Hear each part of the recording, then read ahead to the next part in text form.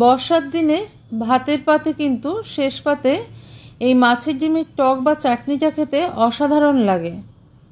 যারা কেউ কখনো খাওনি তারা কিন্তু একবার অবশ্যই ট্রাই করে দেখতে পারো বাড়িতে। এই মাছের ডিমের টক বা চাটনি রেসিপিটা বহু পুরনো একটা রেসিপি আমি আজকে তোমাদের সঙ্গে শেয়ার করে দিলাম। দেখতে পাচ্ছ কতটা সুন্দর হয়েছে। বর্ষার সময় কিন্তু প্রচুর পরিমাণে মাছের ডিম পাওয়া যায়, আর তাই দিয়ে আমরা নানান রকম জিনিস তৈরি করতে পারি। আজকে আমি কিন্তু তোমাদের সঙ্গে এই মাছের ডিমের টক বা চাটনি রেসিপিটা শেয়ার করে দিলাম। ঝিরঝির করে সারাদিন বৃষ্টি পড়ছে। দেখো মাছের ডিম নিয়ে নিয়েছি আমি কিছুটা পরিমাণে, খুব বেশি লাগবে না, খুব অল্পতেই কিন্তু অনেকটা হয়ে যাবে। ভালো করে ধুয়ে বেছে পরিষ্কার করে আমি নুন, হলুদ, লঙ্কার গুঁড়ো আর জিরে গুঁড়ো, ধনে গুঁড়ো, এই যে রেগুলার মশলাগুলো আছে, আর দিয়ে দেবো সামান্য একটু পরিমাণে খাবার সোডা। সেই ছোট্ট টিপসটা আবারও তোমাদের দিলাম। মাছের ডিমের বড়ায় একটুখানি খাবার সোডা দিলে কিন্তু খুব ভালো ফুরফুরে হয়, আর শুকনো অবস্থায় খেলে মুচমুচে থাকে। তো এই সমস্ত কিছু দিয়ে একটা চামচের সাহায্যে আমি মাছের ডিমটাকে খুব ভালো করে ভেঙে নেব। পরে অবশ্য আমি একটুখানি কাঁচা সর্ষের তেল যোগ করেছিলাম, যেটা তোমাদের দেখাতে ভুলে গেছি। দেখো মাছের ডিমটা ভালো করে মেখে নিয়েছি। এবার আমি কড়াইতে সর্ষের তেল দিয়ে দেবো। যেহেতু সম্পূর্ণ বাঙালি রান্না, সেহেতু রান্নাটা আমি সর্ষের তেলেই করব।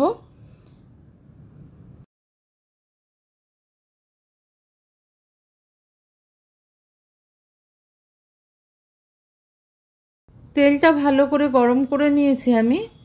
এইবার আমি এর মধ্যে ছোট ছোট করে ডিমগুলো ভেজে নেব।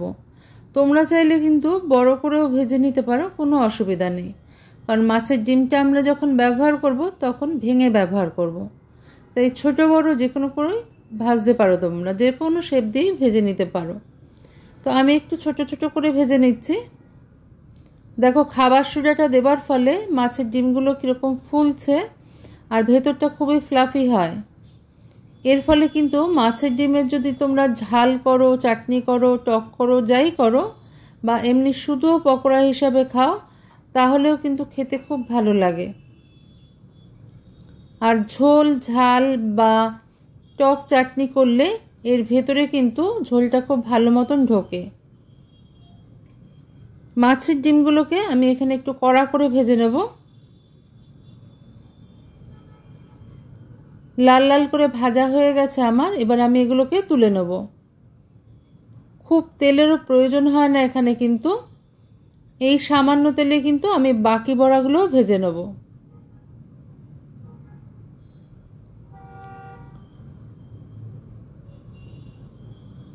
এই চাটনিটা কিন্তু আমড়া দিয়েও করতে পারো, আম দিয়েও করতে পারো, কাঁচা আম দিয়ে, বা যে কোনো টক জাতীয় জিনিস দিয়েই করতে পারো। তবে আজকে আমি তোমাদের সঙ্গে তেঁতুল দিয়ে দেখাবো, পাকা তেঁতুল।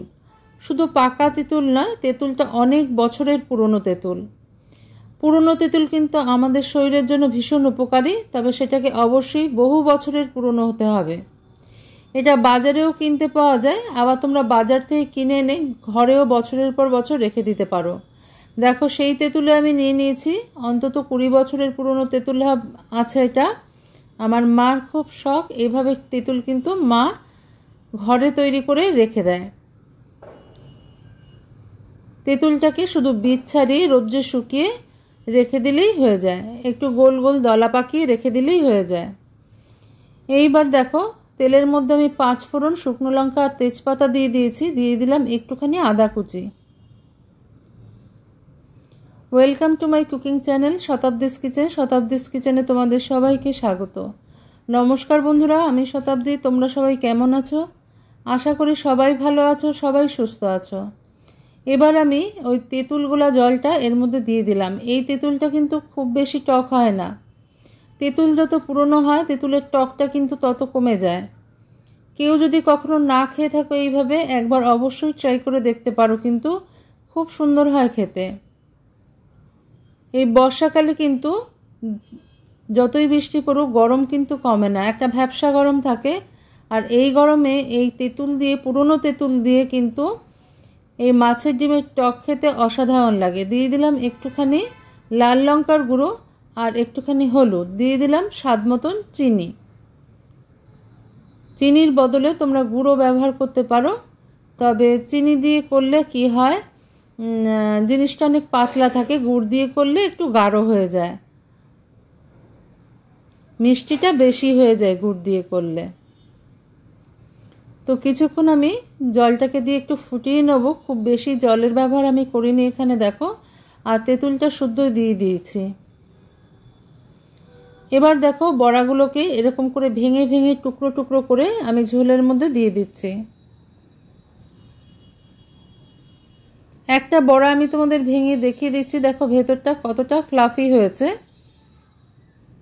মানে ফুরফুরে হয়েছে আর কি, সেটাই আমি তোমাদেরকে দেখালাম।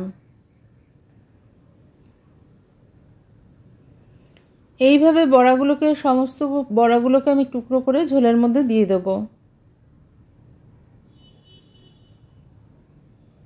রেসিপিটা ভালো লাগলে বাড়িতে অবশ্যই একবার ট্রাই করে দেখতে পারো। এবার এই ঝোলের সাথে কিছুটা সময় আমি ফুটিয়ে নেব। ঝোলটা কিন্তু গাঢ় হবে না, ঝোলটা একটু পাতলা পাতলাই থাকবে। দিয়ে দিলাম স্বাদ মতন নুন। এবার আরও কিছুক্ষণ সময় এটাকে আমি ফুটিয়ে নেব, যতক্ষণ না পর্যন্ত বড়ার মধ্যে ঝোলটা ঢুকছে।